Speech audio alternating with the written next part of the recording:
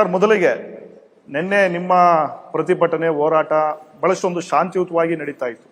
ಇದ್ದಕ್ಕಿದ್ದಾಗೆ ಹೋರಾಟದ ಒಂದು ದಿಕ್ಕೇ ಬದಲಾಯಿತು. ಸುವರ್ಣಸೌಧಕ್ಕೆ ಮುತ್ತಿಗೆ ಹಾಕೋಣ ಅಂತ ನೀವೇ ಕರೆ ಕೊಟ್ರಿ. ತದನಂತರ ಕಲ್ಲು ತೂರಾಟ ಆಯಿತು, ಲಾಠಿ ಚಾರ್ಜ್ ಆಯಿತು. ಈಗ ಕೆಲವು ಅಮಾಯಕ ಜೀವಗಳು ಆಸ್ಪತ್ರೆಗಳಲ್ಲಿ ಬಳಿಲತಕ್ಕಂಥ ಒಂದು ಪರಿಸ್ಥಿತಿ ನಿರ್ಮಾಣ ಆಗಿದೆ. ಯಾರು ಸರ್ ಹೊಣೆ ಇದಕ್ಕೆಲ್ಲ? ನೋಡ್ರಿ, ಇದು ಮೀಸಲಾತಿ ಹೋರಾಟ 4 ವರ್ಷ ನಿರಂತರವಾಗಿರ್ತಕ್ಕಂಥ ಹೋರಾಟ.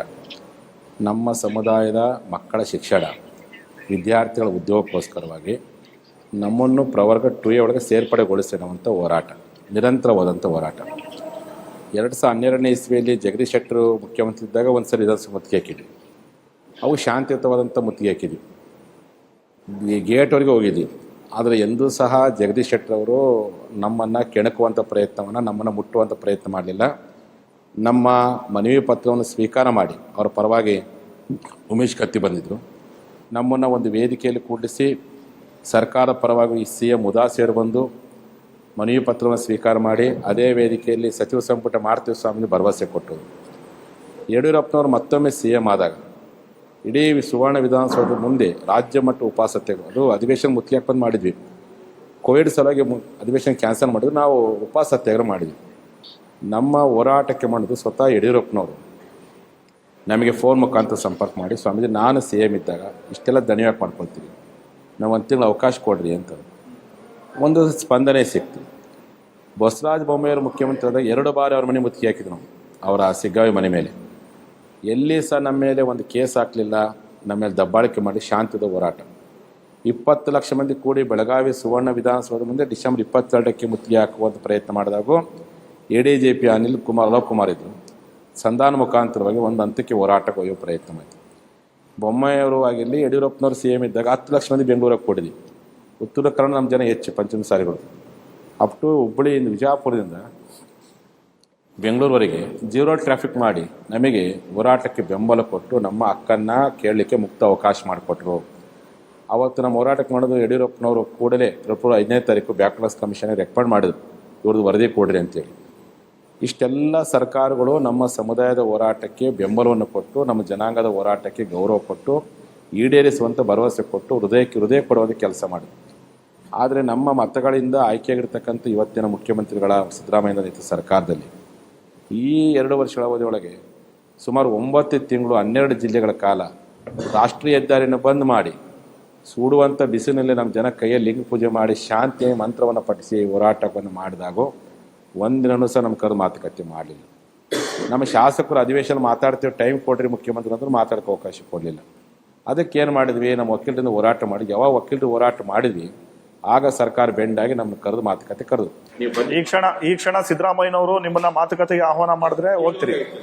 ಖುದ್ದು ಸಿದ್ದರಾಮಯ್ಯನವರೇ ಬರಬೇಕಾ ಅಥವಾ ಸಿದ್ದರಾಮಯ್ಯನವರ ಪರವಾಗಿ ಸರ್ಕಾರದ ಪರವಾಗಿ ಮಂತ್ರಿಗಳು ಬಂದು? ಸರ್ಕಾರ ಪರ ಮಂತ್ರಿಗಳು ಬಂದ್ರಲ್ಲ, ಅವ್ರ ಬಾಯ ಬಂದ್ರೆ ಹೋಗ್ತಿದ್ದಲ್ಲ ಮಾತುಕತೆಗೆ. ಅವ್ರ ಬಾಯ ಬರಲಿ, ನೀವೇ ಪವರ್ ಟಿವಿಯಲ್ಲಿ ಲೈವ್ ಇದೆ, ಎಲ್ಲ ಟಿವಿ ಲೈವ್ ಐತಿ.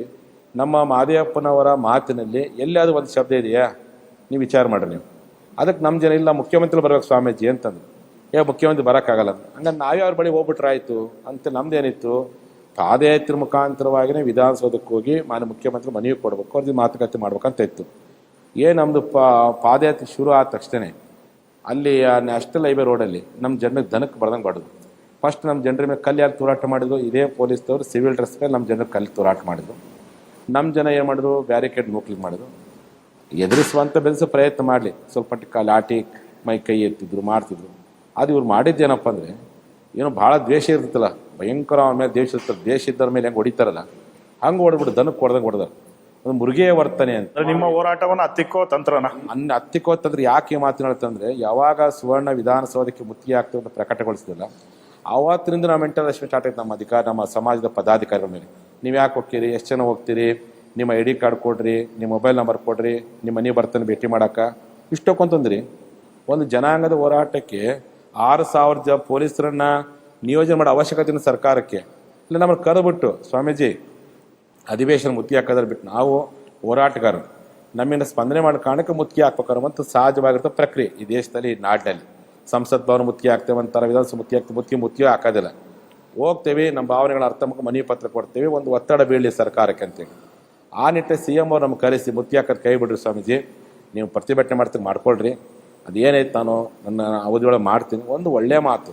ನಾವು ಕೊನೆಗೆ ಏನು ಹೇಳಿದ್ವಿ, ನೀವು 2A ಕೊಡಲಿಕ್ಕೆ ಏನಾದ್ರು ಸಮಯ ಬೇಕಾಗಿದ್ದರೆ OBC ನಿಮ್ಮ ಕೈಯಾಗೆ ಐತದು, ಓನ್ಲಿ ಪೋಸ್ಟ್ ಪೋನ್ ಮಾಡೋ ಕೆಲಸ ಅದನ್ನೆಲ್ಲ ಮಾಡಿಬಿಡ್ರಿ ಅಂತದ್ದು.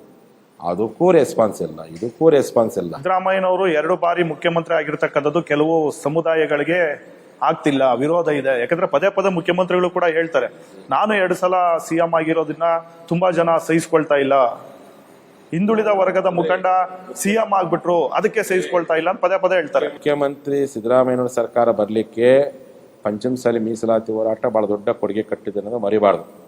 ಯಾಕೆಂದರೆ ಇದು ಜನಸಾಮಾನ್ಯನಿಗೆ ಗೊತ್ತೈತಿ, ಹುಡುಗನಿಗೆ ಗೊತ್ತೈತಿ. ಯಾಕಪ್ಪ ಅಂದರೆ ಇಂದಿನ ಭಾರತೀಯ ಜನತಾ ಪಕ್ಷದ ಅಂದಿನ ಮುಖ್ಯಮಂತ್ರಿ ಆಗಿರ್ತಕ್ಕಂಥ ಬೊಮ್ಮಾಯಿ ಸಾಹೇಬರು ನಮಗೇನು ಹೊಸ ಪ್ರವರ್ಗ ಕೊಟ್ಟರು, 2D ಅಂತೇಳಿ. 2Aಗೆ ಪರ್ಯಾಯವಾಗಿ ಹೊಸ ಪ್ರವರ್ಗ ಸೃಷ್ಟಿ ಮಾಡಿ ಕೊಟ್ಟರು. ನಾನು ಅದನ್ನು ಸ್ವಾಗತ ಮಾಡಿದೆ.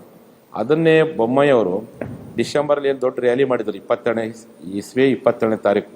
ಅವತ್ತೇ ಅನೌನ್ಸ್ ಮಾಡಿದರೆ ಬೊಮ್ಮಾಯಿಯವ್ರ ಸರ್ಕಾರ 130 ಬರ್ತಿತ್ತು, 60ಕ್ಕೆ ಬರ್ತಿತ್ತು. ಬೊಮ್ಮಾಯಿಯವ್ರು ಅನೌನ್ಸ್ ಮಾಡಲಿಲ್ಲ. ನಮ್ಮ ಜನ ವಾಪಸ್ ಹೋಗ್ಬೇಕು ತೀರ್ಮಾನ ಮಾಡಿದ್ರು. ನಮಗೆ ಬೊಮ್ಮಾಯಿಯವ್ರು ಕರೆಸಿ ಹೆಂಗೆ ಕಳಿಸಿರಲ್ಲಪ್ಪ ಅಂದು ಮಾನಸಿಕ ನಮ್ಮ ಜನ ಇತ್ತು. ಮೋಸ್ಟ್ಲಿ ಕಾಂಗ್ರೆಸ್ ಈ ಸರಿ ಸಪೋರ್ಟ್ ಮಾಡೋಣ, ಇವರಿಂದ ನ್ಯಾಯ ಸಿಗುತ್ತೆ ಅಂತೇಳಿ ಆ DK ಶಿವಕುಮಾರ್ ಅವರು ಬೊಮ್ಮಾಯಿ ಸಿದ್ದರಾಮಯ್ಯನವ್ರ ಮಾತು ಕೇಳಿ ನಮ್ಮ ಜನ ಏನು ಮಾಡಿ, ನಾನು 3 ತಿಂಗಳು ಸತ್ವೇ ಕೂತ್ಕೊಂಡಿದ್ದೆ. ನೋಡಿ ಟಿವಿಯಾಗ ನೋಡಿ ನಮ್ಮ ಗುರುಗಳಿಗೆ ಸತಾಯಿಸಕತ್ತಲ್ಲ, ಒಂದು ಸರಿ ಯಾಕೆ ಬದಲಾವಣೆ ಮಾಡ್ತಿರ್ತು. ಫಸ್ಟ್ ಟೈಮ್ ಪಂಚಮಸಾಲಿ ಲಿಂಗಾಯತರು. ಯಾವಾಗಲೂ ನಮ್ದು ಏನಿತ್ತು 70% BJP ಇತ್ತು ನಮ್ಮ ಜನ, ಒಂದು 10% ಜನತಾದಳ, ಒಂದು 20% ಕಾಂಗ್ರೆಸ್ ಇತ್ತು. ಈ ಸರಿ ಏನು ಮಾಡ್ಬಿಟ್ರಪ್ಪ ಅಂತಂದರೆ 50-50 ಮಾಡಿಬಿಟ್ರು. ಯಾರಿಗೆ ಕಾಂಗ್ರೆಸ್ದವ್ರಿಗೆ ಅವ್ರು ಆದೇಶ ಮಾಡಿದ್ರು.